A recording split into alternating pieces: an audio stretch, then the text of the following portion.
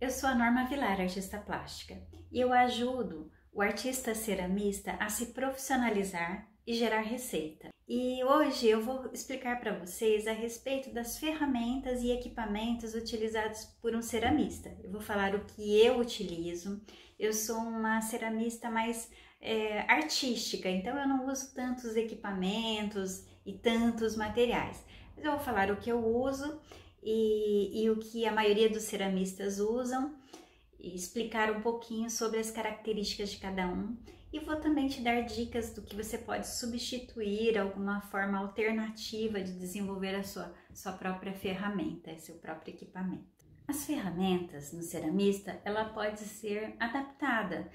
Você pode adaptar nos seus utensílios do dia a dia, utensílios de cozinha principalmente, dá para fazer adaptações. Ou você pode também adquirir em lojas especializadas que vendem materiais cerâmicos. Então, por exemplo, o incisor, né, que é uma ferramenta que eu uso bastante para cortar, fazer o recorte das técnicas de placa. Eu posso pegar também uma caneta, né, uma caneta Bic, e aqui eu substituí essa ponta por uma agulha, colo aqui com Durepox, pronto, eu tenho um incisor para fazer o recorte das minhas peças. Também com a canetinha eu posso tirar aqui e fazer furinhos, transformar em um perfurador. Então dá para você improvisar bastante as suas ferramentas. E é interessante cada ceramista ter o seu conjunto, o seu jogo de ferramentas. Eu tenho lá, tem uma caixa com um monte de estecas, de acessórios, mas eu acabo depois resumindo para uma caixinha menor com as minhas prediletas. E é normal. Tem alguns que não usam nada, usa só as mãos mesmo, não é? Mas então você vai eleger as ferramentas que fazem mais sentido para você de acordo com o tipo de atividade que você está desenvolvendo no momento. Isso é bem bacana, bem natural também. Vou começar falando pelos baldes. Baldes, bacias, potes. Então, o que acontece? Os baldes, eles são importantes. Você deixar um balde, por exemplo, para decantação dos seus esmaltes, quando você vai manipular, para também a recuperação da massa cerâmica. Então, eu deixo sempre um balde dentro do tanque e tudo que eu vou modelando, lavando as mãos, lavando as ferramentas, vai caindo dentro desse balde e aí essa massa cerâmica ela decanta. Ou se ela estiver muito suja, eu descarto, mas na maioria das vezes eu consigo reciclar essa massa cerâmica. E o esmalte também, eu reciclo todo o meu esmalte, eu deixo lá um pote das sobras dos esmaltes. Então, baldes, bacias e potes são muito legais. Esses potes de palmito, grandes, que você vai desocupando, começa a guardar, juntar para quem está começando, que vai utilizar bastante. Balanças. Eu tenho uma balança comum no ateliê, eu utilizo para, por exemplo, produzir xícaras com técnica de beliscão. Então eu quero manter um padrão naquelas coleção de xícaras. Então eu peso todas as porções de massa cerâmica e desenvolvo. Também uma balança de precisão para quem faz a formulação dos seus próprios esmaltes. Eu já uso os esmaltes formulados, que eu já compro já os esmaltes comerciais, mas para quem faz a formulação dos seus próprios vidrados, tem que ter uma balancinha de precisão, porque tudo tem que ser muito bem pesado, né, para conseguir uma fórmula bem assertiva do seu vidrado, né, que a gente chama de vidrado, né, quando você formula seu próprio esmalte. Colheres de madeira ou metal para diversas utilidades, até para você fazer um polimento numa peça, por exemplo, um ponto couro, você utiliza. Compasso grande de madeira, eu uso para fazer os meus círculos, recortar as peças grandes das técnicas de placas para desenvolver moldes. Cortadores, muito útil no ateliê. Pode ser aqueles cortadores com fio de nylon ou arame de aço com uma distância de uns 45 centímetros entre uma extremidade e outra, com madeirinha nas pontas. é muito utilizado para você cortar o seu bloco de massa cerâmica, né? Bloco de argila, quem trabalha no torno para tirar a peça do torno também. Escovas, pode ser nova ou usada, que você pode usar nas peças para criar ranhuras e também para limpeza dos materiais, vai lavar uma peneira, vai escovar, enfim, uma escova.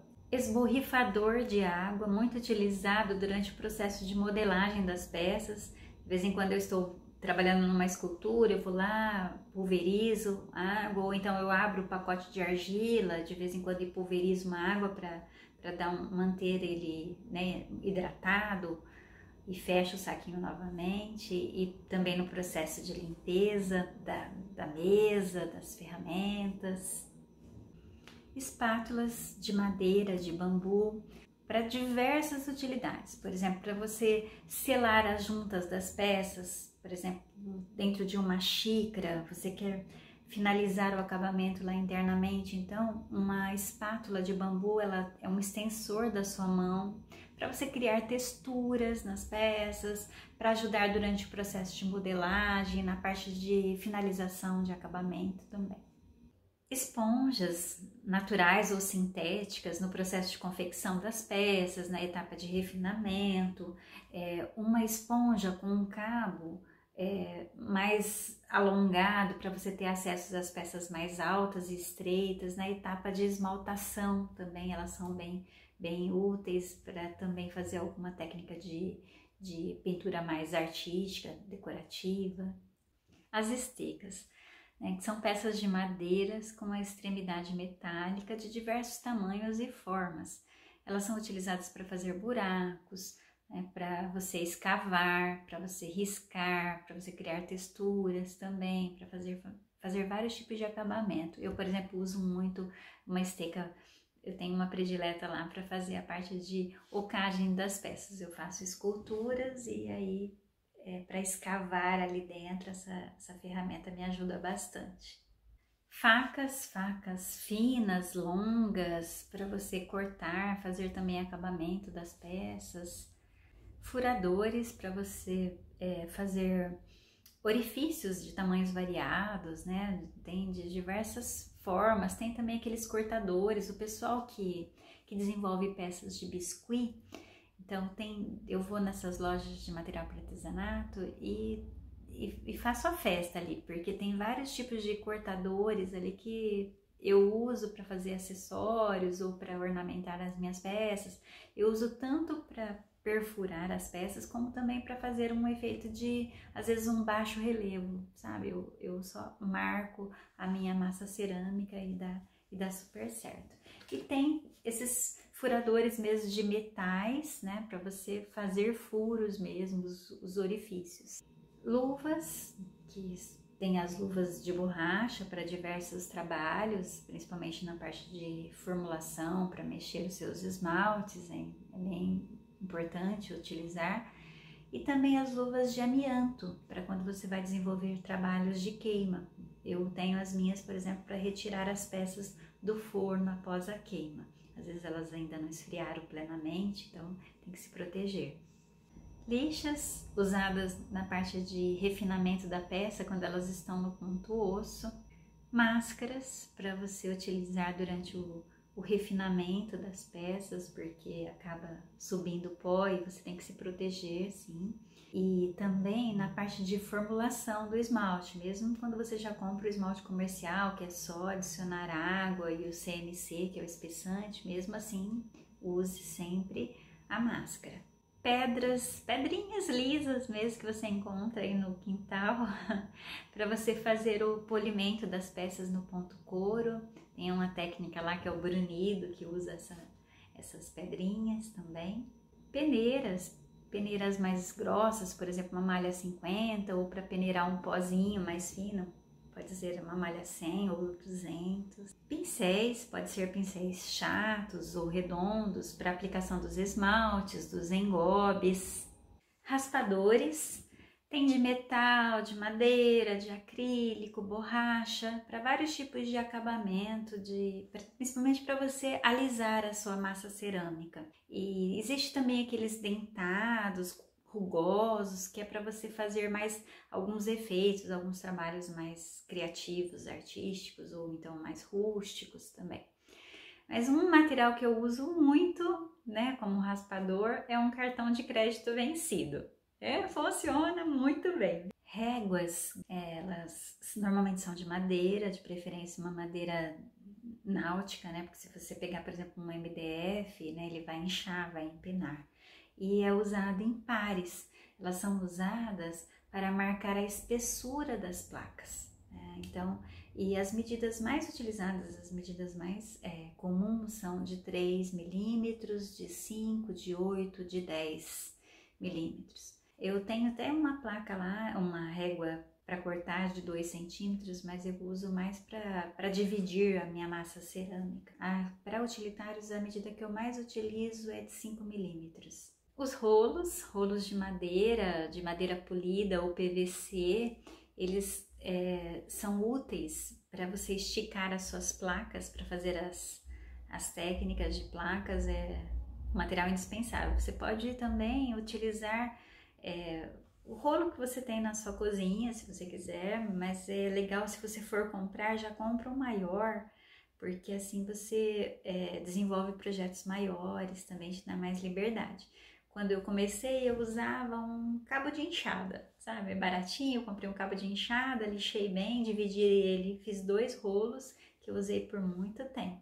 Eu estou aqui para te orientar, para profissionalizar o artista ceramista. Eu sei que muitos de vocês já conhecem todos esses materiais que eu falei, mas é interessante ver outros pontos de vista também, né? Também, e respeitar que tem ceramistas de todos os níveis diferentes. Tem o iniciante, tem o médio, tem o avançado. Então, para um iniciante, às vezes meus alunos chegam e me perguntam: Norma, por que eu não posso ficar sem? Me passa uma lista de um básico de materiais. Então, tem seis ferramentas que não dá para ficar sem, para fazer uma cerâmica artística, para desenvolver tudo meio que à mão ali, né?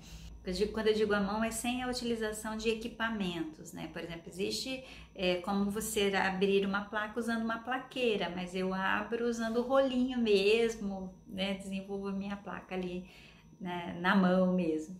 Então, quais são, né, esses 6 itens indispensáveis? Então, o rolo, réguas, raspadores, que pode ser então um cartãozinho de crédito, um conjunto de estecas, vale a pena você comprar, de estecas e de espátula, vem até com uma esponjinha já junto, você já compra esse kitzinho, não é tão caro. Os cortadores também é bem legal você ter, sabe aqueles cortadores de araminho que eu falei? É baratinho também. E os pincéis para você esmaltar suas peças, também vale a pena investir nos pincéis. Então são esses 6 itens principais. E aí se você me pergunta: Norma, e o equipamento de segurança, né? O que eu tenho que ter que não dá para ficar sem? Você não pode ficar sem máscara e luvas. Os equipamentos, pelo menos 8 equipamentos. Então temos aí a cabine de pintura, tem uma plaqueira, maromba, extrusora, mini extrusora, o torno elétrico, o torno manual, um forno cerâmico e o mobiliário desse forno cerâmico. Norma, mas o que eu faço? Vou ter que comprar todo esse equipamento? Não, você não precisa comprar nada. Uma coisa que eu não abro mão no ateliê, que não dá para ficar sem, é sem um torninho manual, né? Dá para você também improvisar usando aqueles pratinhos de bolo, sabe? Giratório ali, mas eu gosto muito do meu torninho manual, não abro mão. A respeito do forno, né? Porque não dá para fazer cerâmica, né? Sem o forno, tem que ter, porque ele chega a 1000 graus, é um forno próprio para queimar as peças cerâmicas. Então, é uma prática muito comum de terceirizar o forno, assim, você, no caso aqui, eu alugo meu forno, além dos meus alunos, as pessoas aqui da região, outros ceramistas da cidade, eles usam o meu forno e pagam uma taxa, de utilização, que é uma prática muito comum, inclusive ajuda muito, porque para eu encher o meu forno, que ele é muito grande, eu demoro muito. Então eu dependo das peças de outras pessoas para eu completar o meu forno para fazer a queima. Ajuda nos custos, né, e otimiza meu tempo. O mobiliário do forno também, então já diminuímos aí 2 itens da lista. A respeito da cabine de pintura, eu também não tenho. O que eu faço? Eu pego uma caixa de papelão, né, e forro com jornal essa caixa e coloco meu torninho manual ali e uso como uma cabine de pintura. Uso máscara e dá super certo também. A parte da plaqueira eu já até comentei aqui nesse vídeo. Eu abro minhas placas na mão mesmo com um rolinho. Não preciso usar essa plaqueira, não tem necessidade. Essa extrusora, ela tem umas pontas diferentes para fazer formatos de rolinho, quadradinho, de vários tipos de formato. Dá para fazer também tudo na mão.